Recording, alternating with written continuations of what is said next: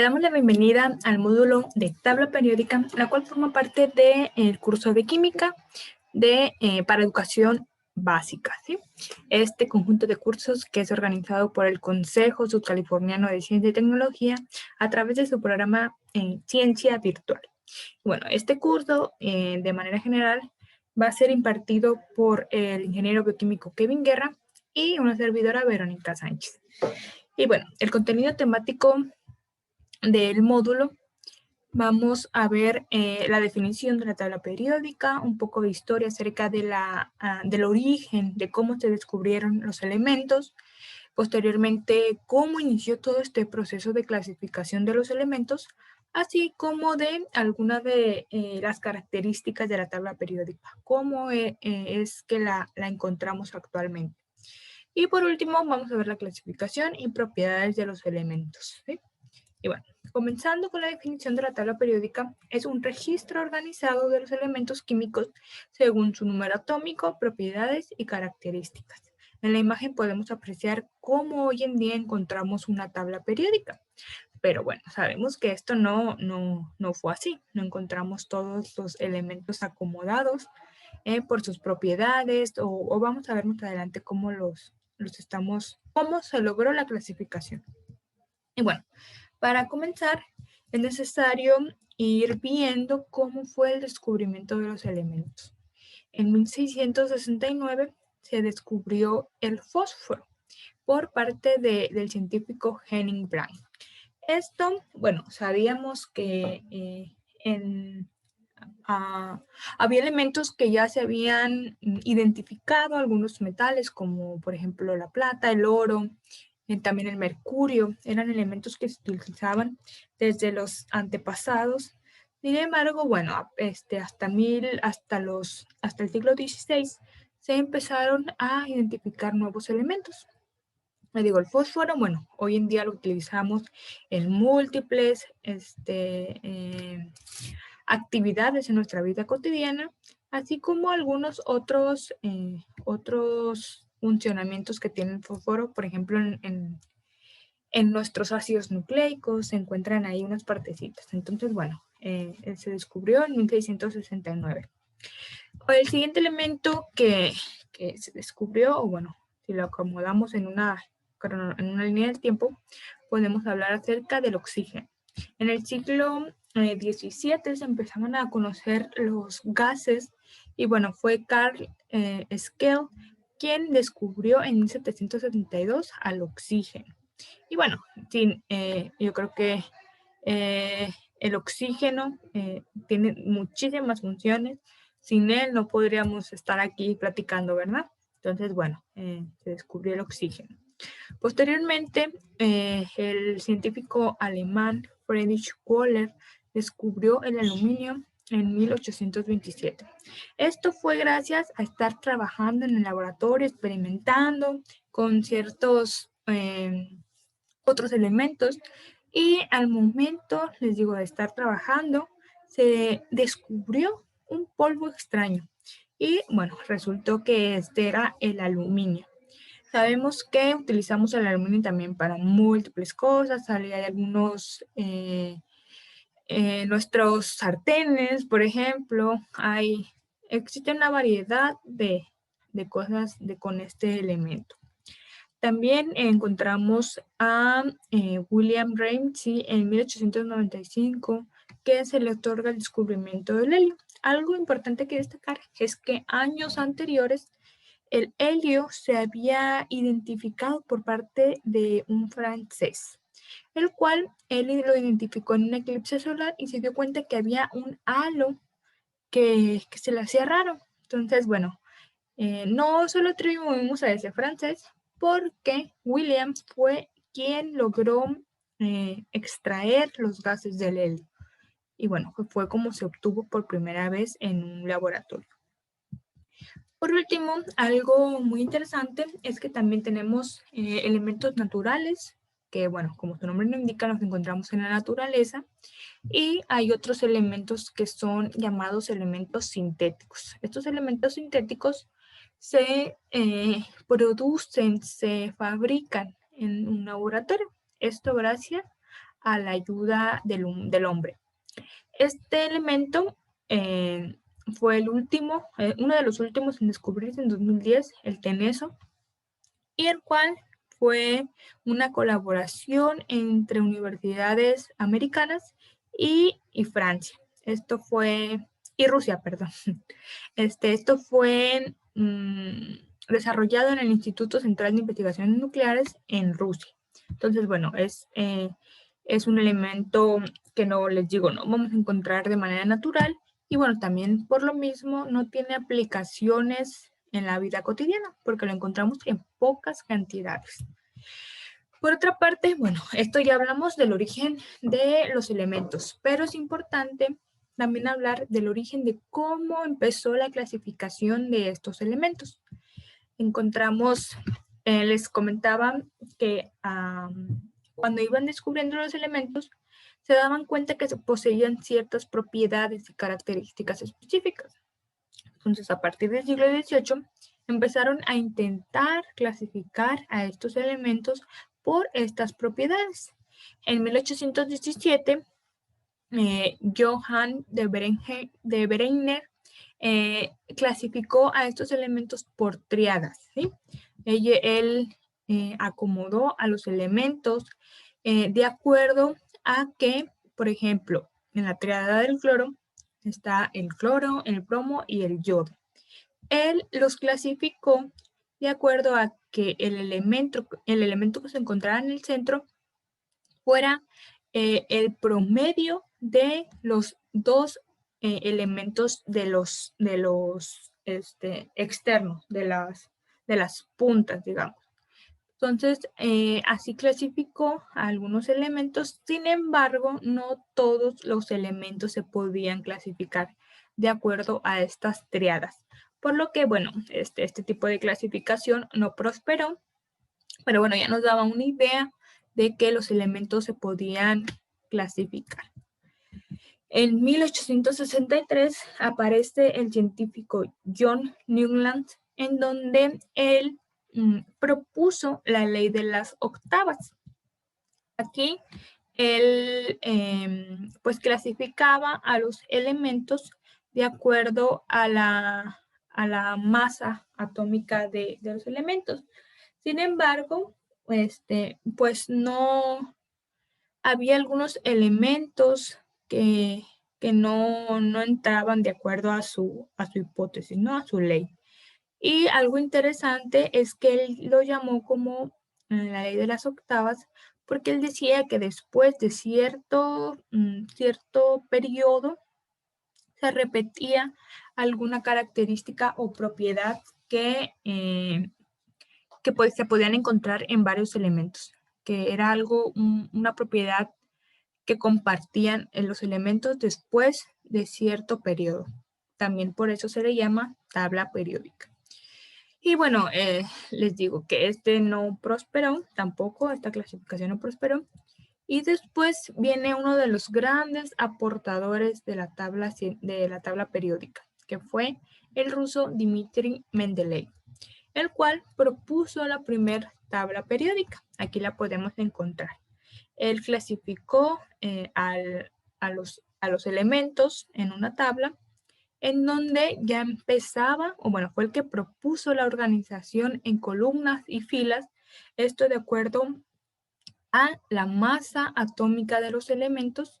Y bueno, también algo muy interesante en aquel tiempo fue que él, por ejemplo, si vemos en la imagen, dejó algunos huecos en la tabla porque él sabía que había elementos que no se habían identificado aún, pero que con el tiempo iban a descubrirlos. Entonces, bueno, eso fue algo en aquel tiempo muy impactante, ¿no? Algo que no se creía. ¿Cómo es que estaba como prediciendo que se iban a encontrar estos elementos?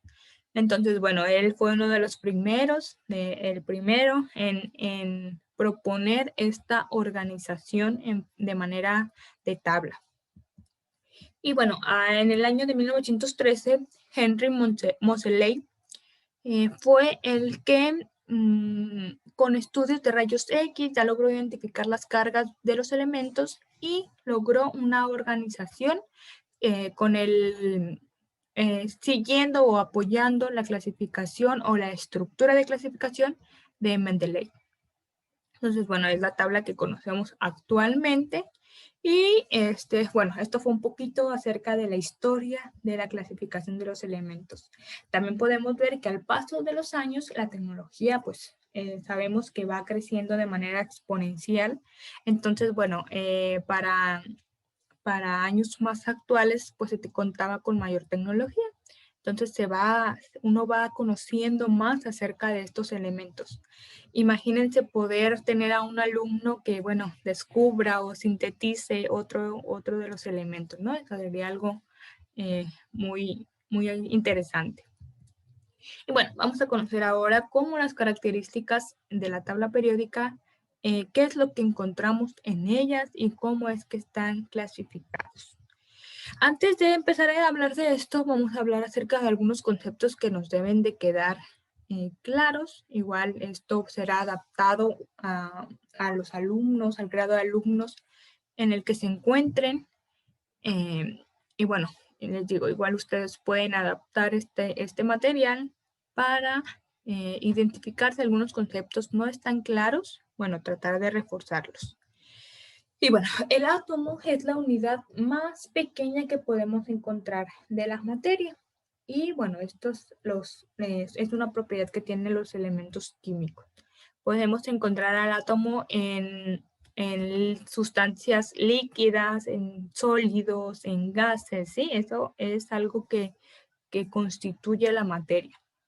El átomo, aquí podemos ver una imagen, está conformado por un núcleo en el donde encontramos a partículas subatómicas como el protón y el neutrón. El protón, pues, les decía, es una partícula subatómica que posee cargas positivas. Y en el caso del neutrón, posee cargas neutras, es decir, no tiene ningún tipo de carga ni negativa ni positiva. También podemos encontrar al electrón, el cual posee carga negativa, y las podemos encontrar en los orbitales de estos átomos.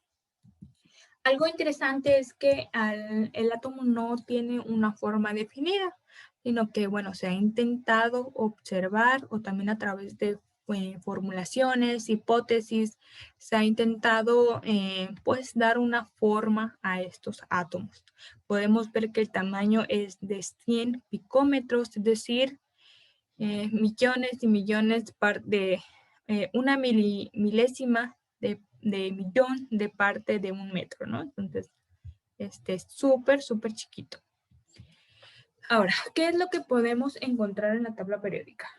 Podemos ver que vamos a ver el número atómico de nuestro elemento, que es el número total de protones que tiene cada átomo de este elemento. Podemos encontrar el número de masa, que es la suma del número de protones, y el número de neutrones que se encuentran en el núcleo del átomo. Entonces, bueno, es algo, van a observar en las tablas que encuentran esta información, así como el símbolo del elemento y la carga. Entonces, bueno, ¿cómo se organiza la tabla periódica? La tabla periódica actualmente contiene 118 elementos y se clasifican en 18 grupos o familias. Estos grupos los vamos a encontrar en columnas y los vamos a encontrar del 1 al 18. Bueno, sí, comenzando con el 1, 2, 3, 4, 5, 6, hasta el 18. Por otro lado, también se clasifican de acuerdo a periodos y estos los vamos a encontrar de manera horizontal, ¿sí? En filas. Y aquí tenemos 7 periodos. Pero bueno, ¿cómo o lo más interesante que podrían ustedes enseñarles a sus alumnos es cómo está organizado de acuerdo a las características de los grupos o de las familias de la tabla periódica?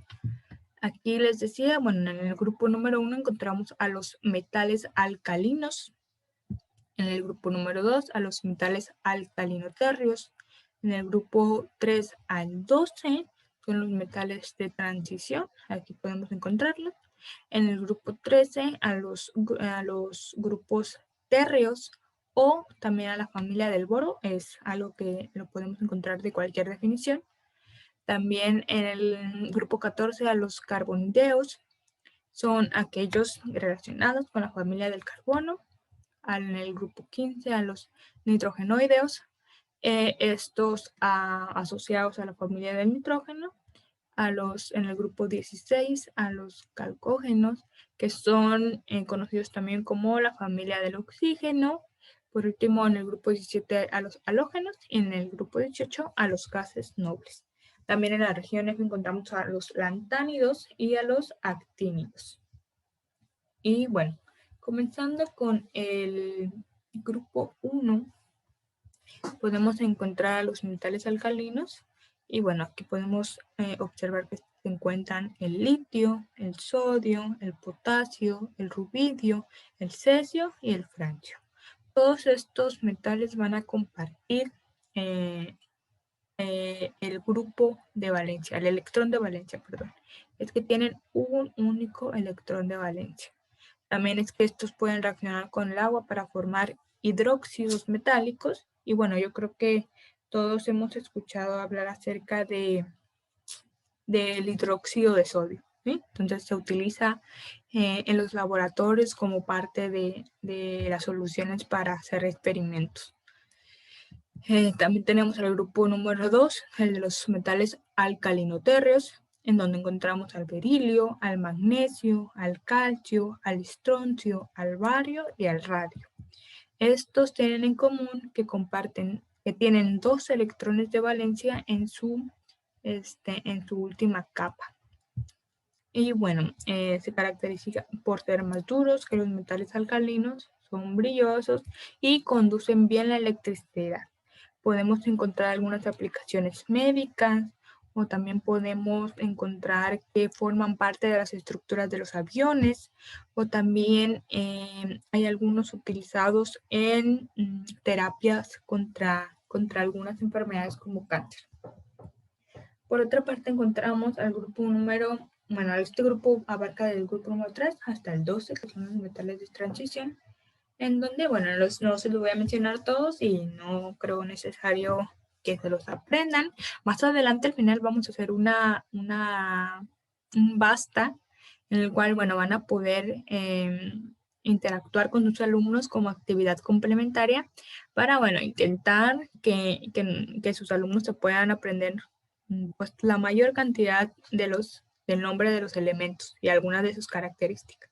Pero bueno, regresando con los metales de transición, estos son metales típicos de elevada dureza, con puntos de fusión y ebullición altos. ¿Sí? Son buenos conductores tanto del calor como de la electricidad.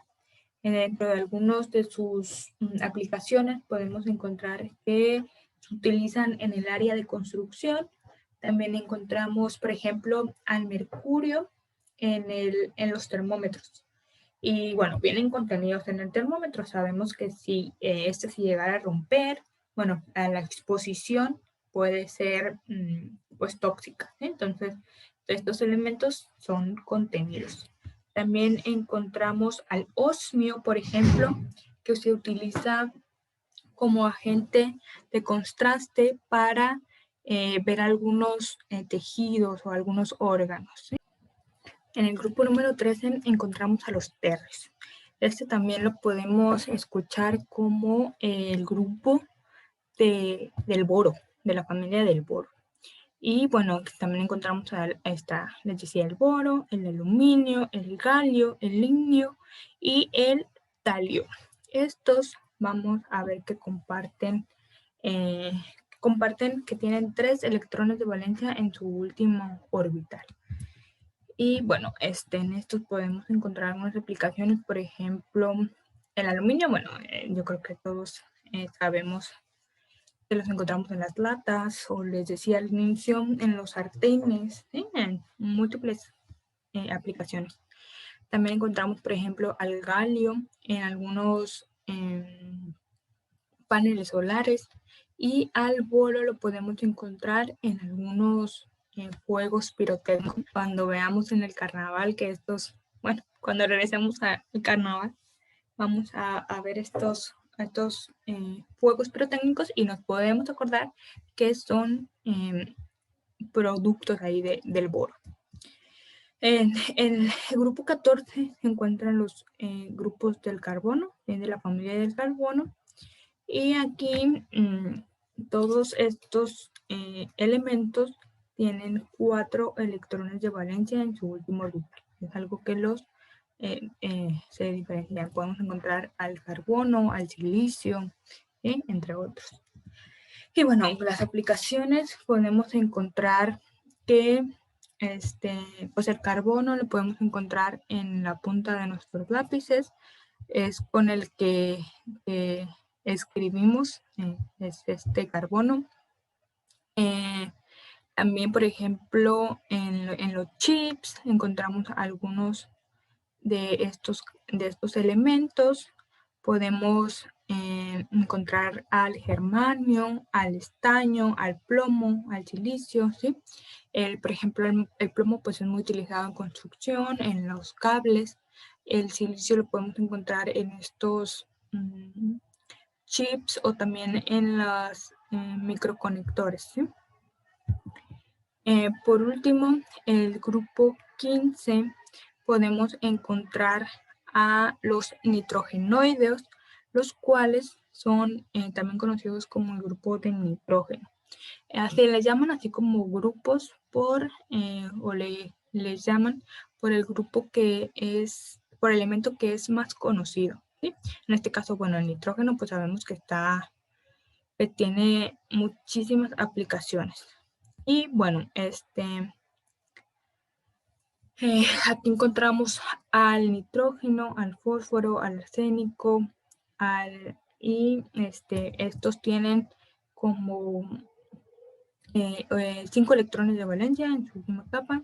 Y bueno, aquí podemos encontrar como principal, tanto el fósforo como el nitrógeno son componentes principales del ácido desoxirribonucleico. Entonces, bueno, tiene su principal función biológica como componentes de nuestro ADN.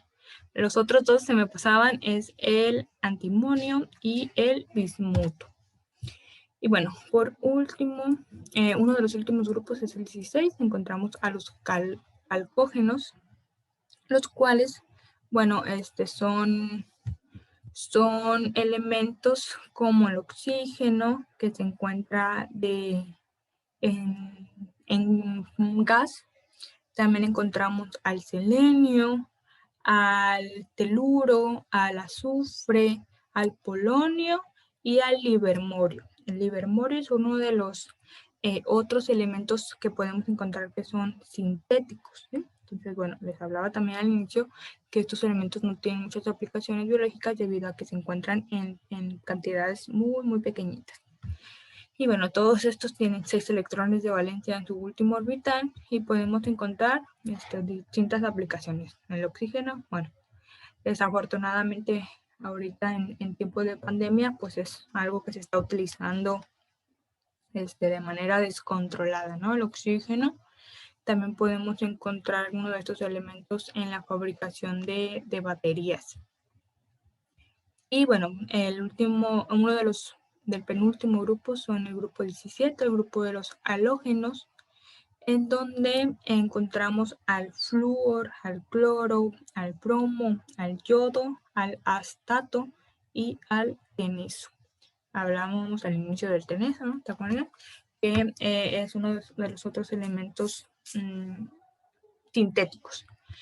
Y bueno, este grupo comparte que tienen 7 electrones de valencia en su último orbital y dentro de las aplicaciones podemos encontrar que estos se van a aliar o unir a otros elementos para crear, por ejemplo, la sal de mesa. La sal de mesa es cloruro de sodio, ¿sí? Entonces, el cloruro al unirse con el metal de sodio, pues va a generar estos compuestos que podemos encontrar en la vida cotidiana.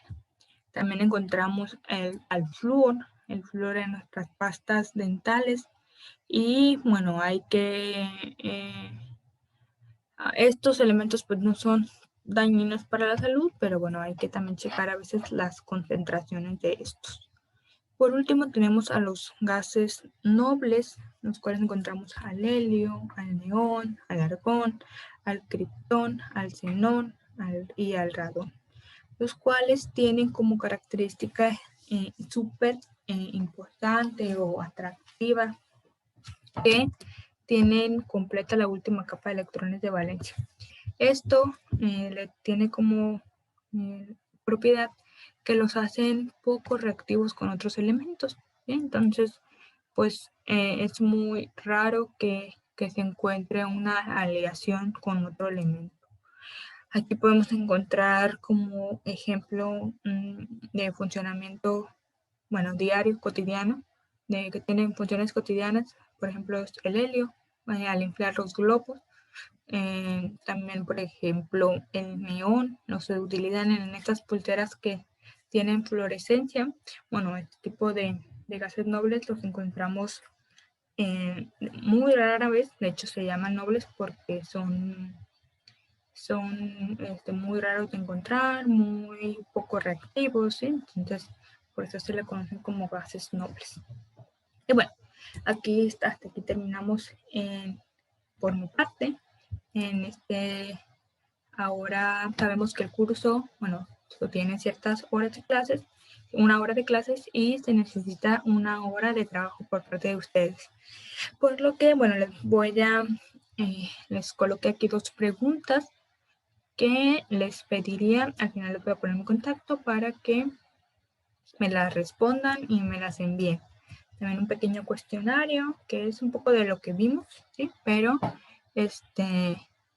nada más que si pueden extender un poco su respuesta y enviármelo al correo.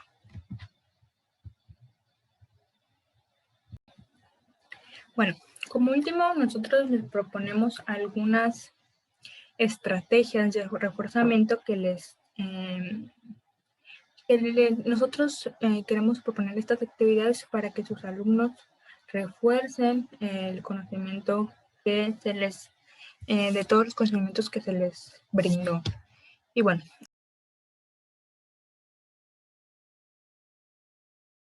una de estas actividades hemos denominado como el basta, el típico basta, pero bueno, lo que les voy a explicar cómo funciona este jueguito. Vamos a darle clic en el juego, donde dice jugar de nuevo, y aquí vamos a seleccionar un elemento, por ejemplo, el neón, y aquí ustedes vamos a contar el tiempo y vamos a responder. Número atómico. ¿Dónde podemos encontrar este elemento? En uno de los ejemplos, el grupo químico, cómo se encuentra, y ya, hasta que termine nuestro tiempo.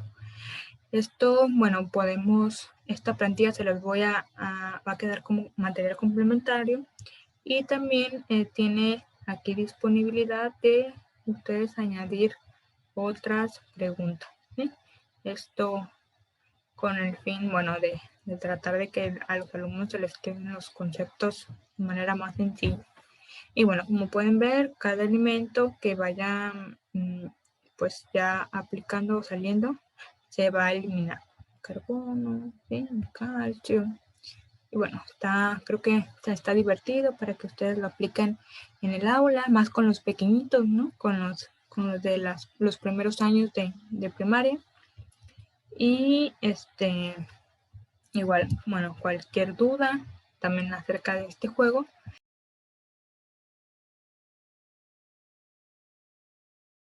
pues nos pueden contactar. Ahorita les voy a poner el correo. Y bueno, otro juego es el juego de la memoria, en donde también les vamos a pasar la plantilla. Y aquí les damos clic a una tarjeta y bueno, es encontrar a su contraparte, ¿no? Les voy a abrir todo para que vean cómo funcionaría. Entonces, bueno, la sal, cuál es el elemento de la sal, dónde podemos encontrar el mercurio, bueno, en el termómetro, cuál es el elemento del potasio, ¿sí? Entonces, para voltear las tarjetas se le da en la X y ya podemos jugar con nuestros alumnos. Entonces, bueno, es una dinámica súper sencilla. Entonces, ¿sí? Entonces, bueno, esta es otra de las actividades que nosotros les proponemos, principalmente para los más pequeñitos, ¿sí? Igual el de la basta lo pueden utilizar para secundaria, por ejemplo, en donde vamos, esperamos que sus conocimientos sean un poquito más, tal vez con más dificultad. Y bueno, sabemos que ahorita en tiempo de pandemia, pues ustedes como docentes están haciendo un trabajo increíble, y estos cursos simplemente es tratar de ayudarlos bueno, que queden algunos conceptos claros, estas estrategias de reforzamiento o estas actividades didácticas, esperemos que puedan aplicarlas en sus aulas y que sea una manera divertida de interactuar, de jugar, de que los alumnos que se queden con esos conocimientos, ¿no? Y bueno, sería todo por mi parte. Les escribo el correo en el cual podrán ustedes contactarnos para cualquier duda y también para mandar las 2 tareas que les dejé, ¿sí? Las 2 preguntas y el cuestionario. Algo también importante, les vamos a pasar el video con esta explicación y aparte las plantillas para los juegos que les presenté hace un momento. Bueno, muchas gracias por su atención y cualquier duda, comentario, bueno, los esperamos a través del correo gipsymnon@gmail.com. Muchas gracias.